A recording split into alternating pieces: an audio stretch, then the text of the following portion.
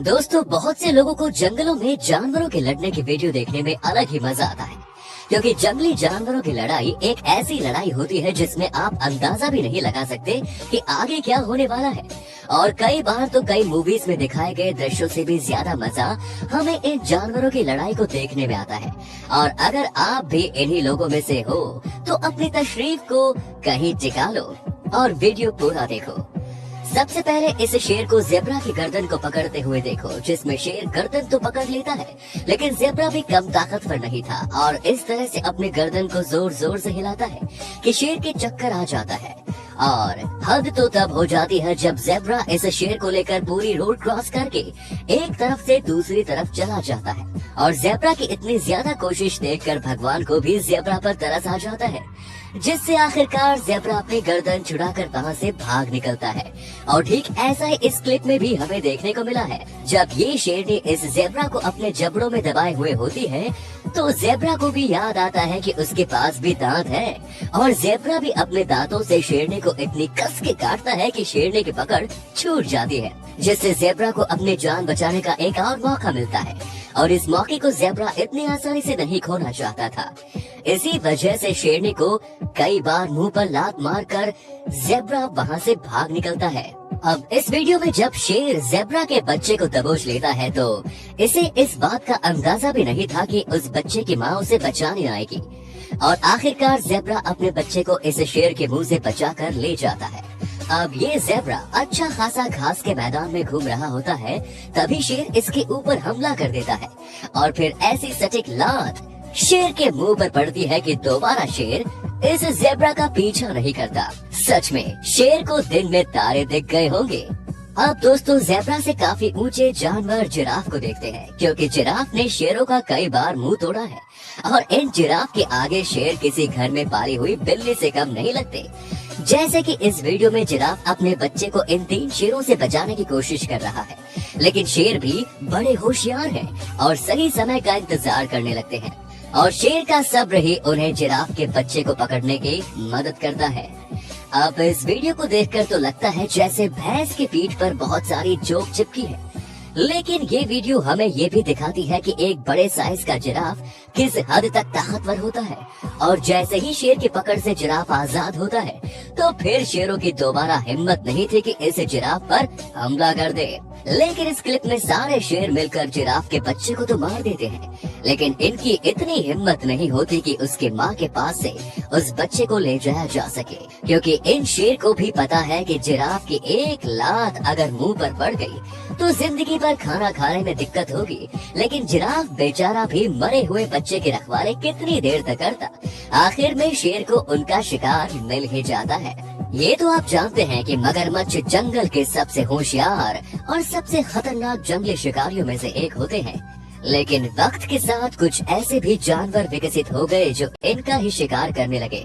जैसे कि ये वीडियो इंटरनेट पर बहुत वायरल हुई थी, जिसमें एक लेपर्ड ने चुप्पे से मगरमच्छ को दबोचा और उसे वहाँ से दूर जंगल में ले गया। और ऐसा 1 या 2 बार नहीं बल्कि लेपर्ड ऐसा करते रहते हैं। जैसे कि इस वीडियो में लेपर्ड हमला तो करता है, लेकिन सटीक अंदाजा न होने से उसे पानी से खाली हाथ ही बाहर निकलना पड़ता है। और अगली वीडियो में तो तेंदुआ सीधा पानी में कूदकर मगरमच्छ की जान ले लेता है। दोस्तों, अब ये है ऑटर, जिसे हमने थंबनेल में इस्तेमाल किया है। वैसे तो ये बड़े मासूम से दिखते हैं, लेकिन शिकार के समय ये किसी खतरनाक शिकारी से कम नहीं होते। और बांग्लादेश में तो ऑटर का इस्तेमाल वहाँ के मछुआरे मछलियाँ पकड़ने के लिए करते हैं, लेकिन हमारे ये समझ में आता है कि ये मछली पकड़कर मछुआरों को देते भी होंगे या नहीं, क्योंकि वीडियो में तो ऑटर अपना पेट भरने में ही लगे हैं। लेकिन अगर मछुआरे ऐसा करते हैं तो इन्हें इससे फायदा भी जरूर होगा। अब आप ये तो जान गए कि ऑटर बहुत ही जबरदस्त शिकारी होते हैं, लेकिन इनकी ये प्रजाति जो कि सिर्फ पेंटराज नदी में पाई जाती है, इनका शिकार करने का तरीका बहुत ही ज्यादा खतरनाक होता है। जैसे कि आप देख सकते हैं, इस बड़ी सी कैटफिश इस ऑटर ने पकड़ ली। खैर, अभी तो ये मछली जिंदा है, लेकिन ज्यादा देर तक जिंदा नहीं रह पाएगी। दोस्तों, पहाड़ी बकरी के बारे में तो आपने काफी सुना होगा कि इनका शिकार कर पाना काफी मुश्किल होता है और ये बकरियां खड़ी चट्टानों पर भी चढ़ जाती हैं। लेकिन कुदरत बहुत अजीब है, क्योंकि इन बकरियों के लिए भी कुदरत ने स्नो लेपर्ड बनाया है जो बकरियों से तेज इन चट्टानों पर दौड़ सकते हैं। लेकिन बकरियां कई बार पानी में कूदकर भी अपनी जान बचा लेती हैं। लेकिन इस वीडियो में स्नो लेपर्ड अचानक से दोनों पहाड़ से गिर पड़ते हैं और ऐसा लगता है जैसे इन दोनों को किसी ने ऊपर से धक्का दे दिया हो। लेकिन इनमें से कोई भी मरता नहीं, लेकिन आगे क्या होता वो हमें नहीं पता। लेकिन इस बार स्नो लेपर्ड का इस बकरे का पीछा करना सफल होता है, क्योंकि काफी देर पीछा करने के बाद आखिरकार स्नो लेपर्ड इस बकरे का पिछवाड़ा पकड़ ही लेता है। दोस्तों, पूमा को तो आप जानते ही होंगे, जो कि बिल्लियों की एक प्रजाति है। लेकिन गुआनाको के बारे में जान लो, जो कि पूमा से साइज में 3 गुना ज्यादा बड़े होते हैं और इनकी हाइट 3 मीटर जितनी होती है। वैसे तो एक पूमा के बस की बात नहीं कि इतने बड़े गुआनाको को मार गिराए, लेकिन कई पूमा मिलकर इस काम को अंजाम दे सकते हैं। लेकिन ऐसा कम ही देखने को मिलता है, क्योंकि पूमा का फोकस ज्यादातर गुआनाको के बच्चों पर होता है, जिन्हें मारना काफी आसान होता है। और ऐसा हम इसलिए कह रहे हैं क्योंकि इस वीडियो में पूमा बड़े गुआनाको पर हमला करता है, लेकिन पूमा को कैसे मुंह की खानी पड़ती है वो आप वीडियो में देख सकते हैं। और ठीक इस वीडियो में भी पूमा का यही हाल होता है, क्योंकि पूमा जंप तो करता है गुआनाको के ऊपर, लेकिन फिर उसका क्या होता है वो पता नहीं चलता। दोस्तों, आप ये बात तो अच्छे से जानते हैं कि मंगूस और सांपों की दुश्मनी बहुत पुरानी है, और ये भी अच्छे से पता होगा कि सांप चाहे जितना जहरीला हो, जीतता हमेशा नेवला ही है। अब दोस्तों, सांप चाहे दिखने में जितना भी खतरनाक क्यों न हो, जैसे कि इस सांप को ही देख लो कितना खतरनाक है, लेकिन नेवला इनका बाप होता है, क्योंकि सांप कभी इनसे जीत ही नहीं पाते। अब इस पानी में मौजूद सांप को देखकर नेवला खुद ब खुद इसके पास चला जाता है, और जब तक इस कोबरा की जान नहीं ले लेता तब तक नेवले को चैन नहीं मिलता। और ऐसा होने की सबसे बड़ी वजह तो आप जानते ही होंगे कि नेवले को कुछ खास असर इन सांपों के जहर का नहीं होता, और इस नेवले ने तो इस कोबरा को किसी मामूली सांप की तरह पकड़ा और चुपचाप झाड़ियों में ले जाकर चला गया। अब इस वीडियो में तो कोबरा कई बार नेवले को काटता है, लेकिन नेवले को कोई असर ही नहीं होता, और आखिर में कोबरा अपनी जिंदगी की जंग हार जाता है।